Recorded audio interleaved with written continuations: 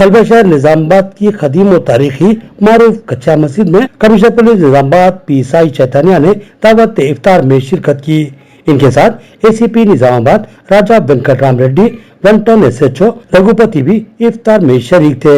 मेहमान बिरादरी के जिम्मेदारान यूनुस अब्दुल गनी, मोहम्मद यासीन बागसर, मोहम्मद सिद्दीक, मोहम्मद इस्माइल, मोहम्मद इदरीस, मोइन यूनुस के अलावा पुलिस यूनियन के लीडर शकील पाशा ने सीपी और एसीपी का इस्तकबाल किया और फलों व शरबत और खजूर के जरिए इनकी ज़ियाफत की।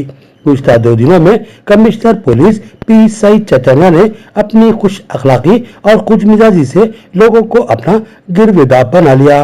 वो आवाम के दरमियान पहुंच रहे हैं और खुश दिली और मिलनसारी से गुफ्तगू करते हुए अपनी बेहतरीन छाप छोड़ रहे हैं। उम्मीद है कि आइंदा भी इनका बिरादराना खुशगवार रवैया बरकरार रहेगा और जिले की अमन व एकजहती मोहब्बत भरी फिजा को बरकरार रखने में इनका अहम तरीन रोल होगा।